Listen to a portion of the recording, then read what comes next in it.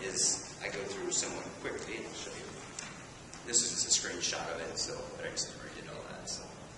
Okay, the last thing I want to talk about is games to learn math. We are actually having an Ignite event tomorrow night. Is anybody aware of this Ignite event? Have you heard about this? Okay, the Innovation Teaching and Learning Committee decided we're going to try this new thing. The idea is you get 5 minutes, 20 slides, that's it. 15 seconds, auto advance. So, and I'm talking about games to learn math and that. Well, you know what? Mine's the last one. It's like 8 o'clock on a Friday night. I mean, we're geeky, but I mean, seriously, 8 o'clock on a Friday night, learning about math, right? I would encourage you all to come. But I want to at least give this part, this short part of my presentation tomorrow night in here, because that's the third element we've got. So far we've talked about, kind of flipping the classroom, some technologies with that, right? We talked about some synchronous tools that we could use to help reach students outside of class, right? And then this third one, I think, is a new dynamic that we're seeing kind of explode just throughout all of education. It's called serious learning, right? Serious games. So, I'm not going to spend 5 minutes, but a few more. But I just want to kind of run through this. So the question is, what is a game? Jane McGonigal, in her book Reality is Broken, says it has goals, it has rules, it has a feedback system, and it has voluntary participation. So is math like a game? Do we have goals? Yes. Yes. Do we have rules? Lots of them. Do we have voluntary feedback? Yeah, sometimes with our online homework or when they come to class and we tell them, yeah, that's right, that's wrong, So there is a feedback loop, right? Do we have voluntary participation? Maybe not. So, are we close to the 4 things? We get the rules, we get the goals, we get the feedback. The one thing we're missing is voluntary participation. So this engagement and motivation, right? We've been talking a lot about this. Like, how do you engage students? How do you motivate them? So I contend that if you can use, and I'm contending for digital games, that can help as another technology that can help us maybe engage students at another level and motivate them. 10 minutes, thank you. All right, so Ralph Koster, in a theory of fun, fun in games arises out of mastery. It arises out of comprehension. It is the act of solving puzzles that makes games fun. With games, learning is the drug. And a good drug? Yes. I think learning's good, right? All right, so here we go.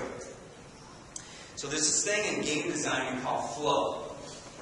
And honestly, you are all doing this in your classrooms. Do you create flow in your classrooms?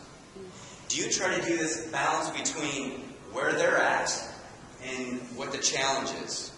And the idea is if you can design something that is, not too easy, that's boring, or not too hard that they become anxious and too frustrated, they can be in this optimal level of flow. It's called the flow channel. And if you can keep students in here, they are engaged. Their brain is loving this, right? This is what the brain desires, to be in flow.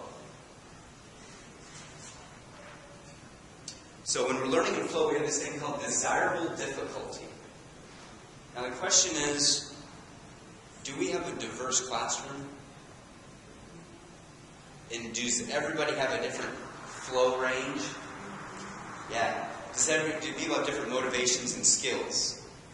Is something challenging to somebody not challenging to another? This is where I'm getting to that individualized learning, right?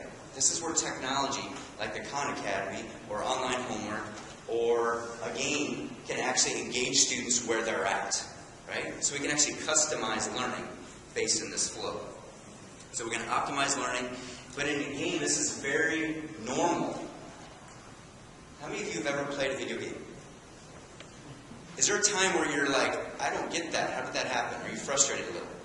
And you fail. That's a good thing. That's very natural, isn't it? Because then you learn from that, and then you get better. And when we do this in class, this is honestly what we should do. We should be seeing students failing, right? So they learn from this. If they're always successful, don't you love it when they get 100% in homework and they fail the test? Right? That's a lie, isn't it? So we want actually desirable difficulty. We want them to fail once in a while so they can learn from it. So this is what we call hard fun. And in a game, it's usually non-threatening, right? It's just a machine telling me I did something wrong, right?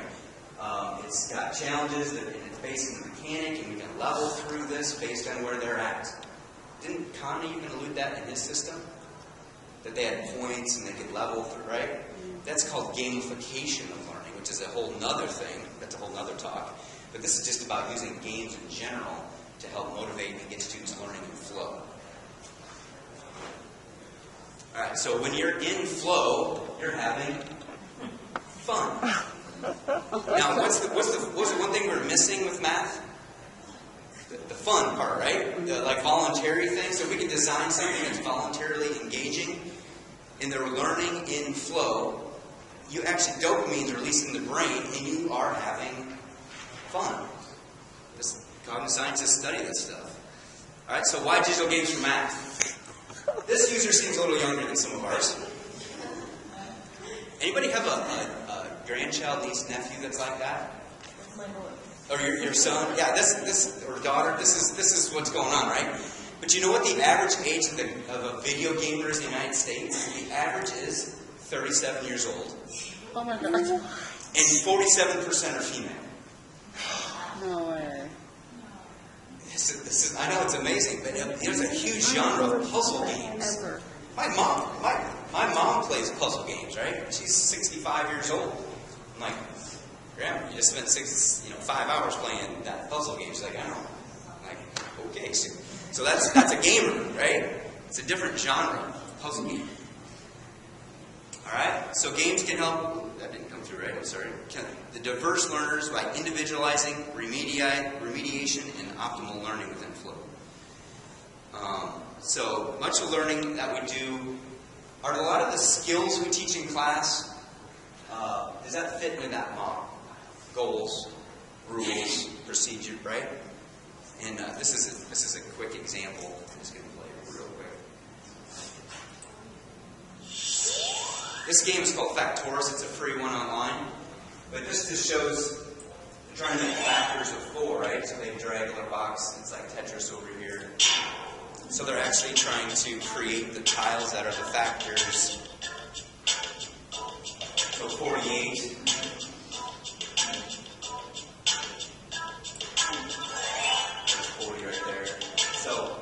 What you're seeing here is that students can kind of, quote-unquote, experience the mathematics. Is factoring a normal thing in our curriculum, or being able to factor, or know what factors are? So I just want to show that as an example. So they're going to experience mathematics, right? With a game, they can experience it, engage with it. And then once you engage, and this is what we do in our classrooms, right? They experience it, and then after they experience it, what's their next step? They start to hypothesize what's going on here. What is the rule? What is the right way? What is the wrong way? They're trying to get a framework for what's going on. Our brains crave patterns. We want to know what's going on, and they want to fit that into the schema. And this is where the feedback loop comes. So we're experiencing, we're hypothesizing. And then the last step, I think, is where teachers and other students come in, is the formalize and practice. So talk about it with somebody else. What's going on here? Why is that right? Why is that wrong? This is where teachers can help formalize that deep procedural learning that they're doing, right? And make sure they're doing it correct. And then the game can actually be used to practice the skills over and over and train them. This little image right here is like a brain, right? If we learn something, we pack it in a box. But if we went up to the attic and got the box recently, do we know where it's at? That's the idea. That's where games can engage us to get back up in the attic, dig it out, and it gets very efficient, right? Is there any mental math skills you want your students to automatically have? They don't have it. But this is another, I think, games could help engage students to get those firing really quick. Ultimately, we want deep conceptual and deep procedural understanding. And digital games can help students learn and practice in a fun, and this is a very natural way of games that desirable difficulty. If you're interested in learning more, go to edweb.net. This is a social network of teachers from all over the world. There is one part called game-based learning, but I do another one called cognitive science of education. There's a whole bunch of social networks on edweb.net. They have great webinars, databases of things you can use. There's like a database of games you can even use with your students. It's wonderful. And then there's a learning community there. You know, there's discussion boards. The top gurus are in here. So, thank you for coming to my presentation, and let the games begin.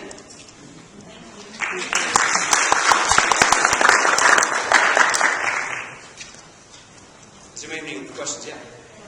When you do your groups, do you vary them, or do you allow them to remain in the same consistent group throughout the course? The one curriculum I'm doing right now has focus problems. So for 3 weeks, they're going to be in this group. But day to day, that might be groups of 2 and 3. I mix those up continuously. That particular constructivist type approach, I mix those up quite a bit. And then every 3 weeks, I have those other deeper problems being moved around. Good question. Yeah. Are you getting completely ready for lecture and secretly online, so you have to go there and watch my lecture before you come in and apply in the class? What I do is, and I haven't done this fully yet, but I do what I call mini lectures based on what I'm seeing in class, right? I'm trying to customize that learning based on what I'm seeing there that day. If it's a broad, everybody learn this thing,